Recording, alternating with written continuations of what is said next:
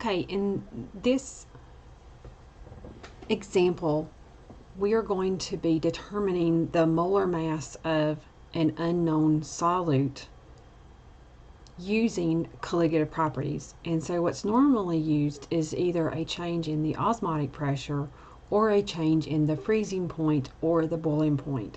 And so if you make a solution, you have to measure out the mass of solute, you need to measure out the mass of solvent, and if you measure the temperature of the freezing point or the boiling point for the pure substance, and then you dissolve the solute into the solvent and you measure that same property when it's a solution, you can determine what kind of change in temperature occurs between the normal freezing or boiling point and then the solution's freezing or boiling point. Then we can use our equations and figure out some information about how many moles of substance we have dissolved. And so what I have here is I have a description of a solution that is created. And so we have 9.3 grams of vitamin C, and it's dissolved in 95 grams of water. And this solution froze at negative 1.03 degrees Celsius. We want to calculate the molar mass of vitamin C. How to do this is not Google vitamin C and figure out what the molar mass is. We want to actually use the data and see if we can get close to what the molar mass for the vitamin C is. And so I have written right here a procedure that you will use to do the calculation. It's one thing at a time. Since we're talking about freezing here, we can use the freezing point depression equation and we can calculate the molality of the solute that's dissolved. So that solute is vitamin C. And so what we want to do first is we kind of want to go through and kind of sort the information so that we can figure out what to do with it and know when to use it. And so we've got our solute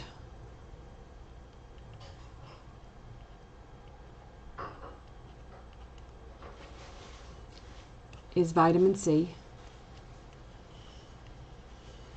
And we have 9.30 grams of it. Okay, our solvent is water.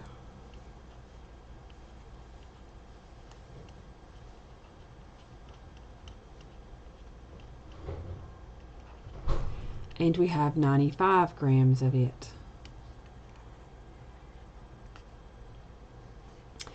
The freezing point of the solution is negative 1.03 degrees. And then we have our constant here. And so if we want to use the freezing point depression equation first, we need to write down what the equation is. So here is the freezing point depression equation.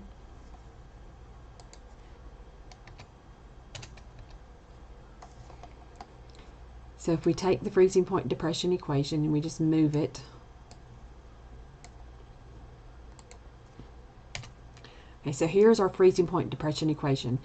We need the delta T. Freezing point and delta T are not the same thing. The freezing point, the way that you get the freezing point is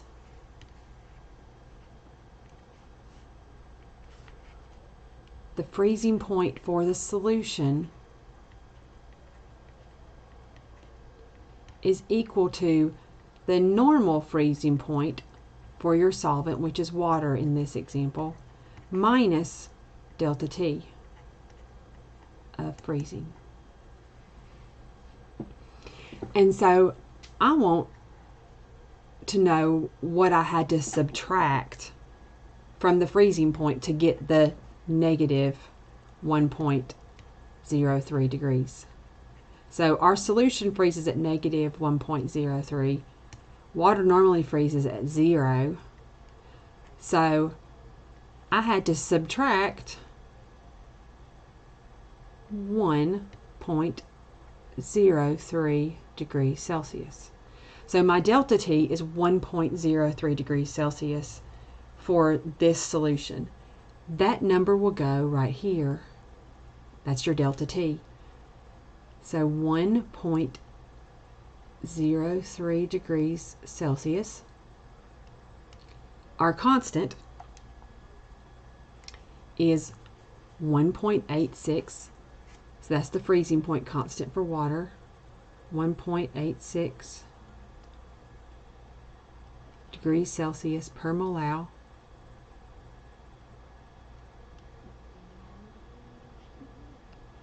We're looking for molality, and vitamin C is an organic molecule, and molecules have an I1. So we're going to divide 1.86 degrees Celsius per mole on both sides, so that we can solve for molality.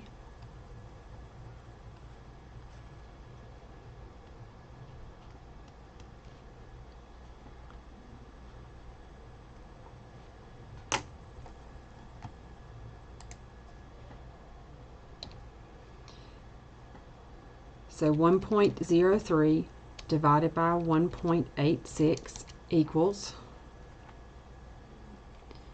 0.554.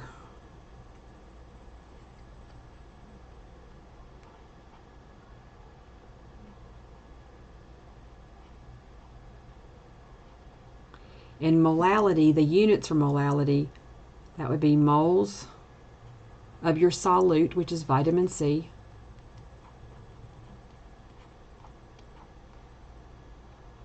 per 1 kilogram of solvent, and your solvent is water. So that is the molality for this solution.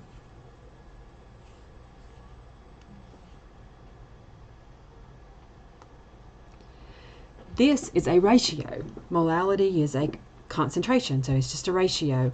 And so the next step in this process is we're going to use the molality and how many kilograms of your solvent you have and figure out how many moles there are. And so this is a conversion problem. So there are so many conversion problems that you've done during your stay in General Chemistry 1 and now starting in General Chemistry 2. And so in any conversion problem, the first thing you do is you write down your measurement. And this is not a measurement, that's a conversion factor because it's a ratio. The measurement is the 95 grams of water. And so you want to use your kilograms of solvent. Well, we have 95 grams right there. So I'm going to convert it first. So 95 grams of water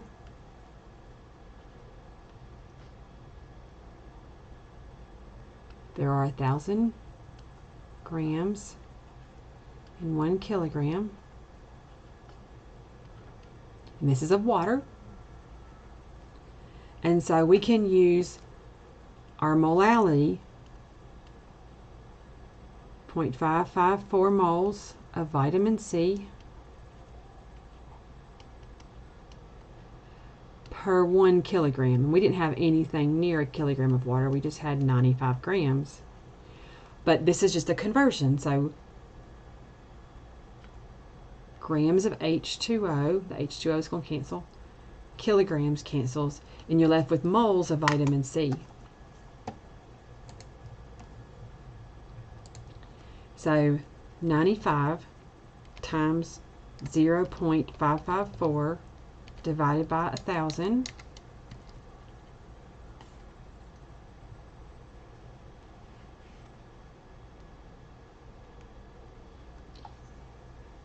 and we get 0.0526.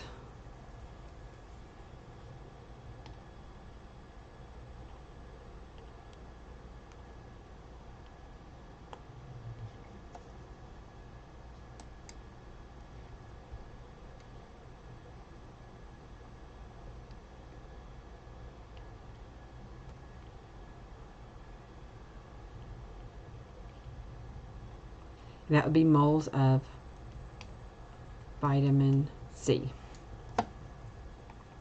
Our last step is we are going to use the given mass of solute. So I wanted to label things at the beginning and how many the calculated moles from this previous step. And we're going to use those to figure out molar mass, because molar mass is the grams of something divided by the moles. So the grams is the amount that was weighed out, and the moles is the number we just figured out. So 9.3 grams of vitamin C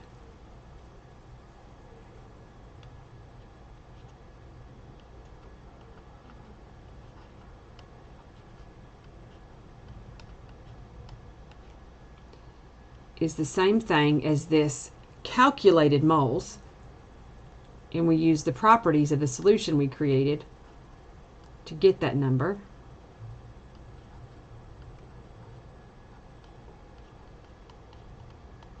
So it has to be vitamin C because it's a ratio of the grams of vitamin C to the moles of vitamin C. So we want to take our numbers, 9.30 divided by 0.026. And if we round it to 3 digits, we get 177 grams per mole.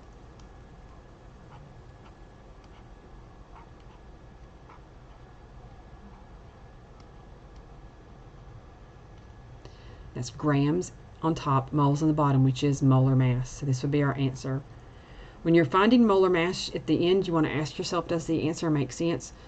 Molar masses all need to be above 2 grams per mole, and usually we don't get into the thousands. So usually if it is a non-volatile organic compound, usually the molar mass will be over 100, and unless it is a really long chain substance, the molar mass will be less than a few thousand. And so there's only a small window. So if you get a really tiny number or a fraction of a number, then there probably is a step that was overlooked. All 3 of these need to be completed, and then you take the numbers and you use the numbers and part of the measurements given to figure out a new number, and then you take that and part of the measurements given to figure out the new number. So each one of them used some measurements, but if you take a look, we only used each measurement one time. I used the freezing point one time to get the delta T. I used the delta T to get molality. I used the grams of water to get moles of vitamin C and use the molality. And then I finally used the grams of vitamin C and the moles of vitamin C to get the molar mass.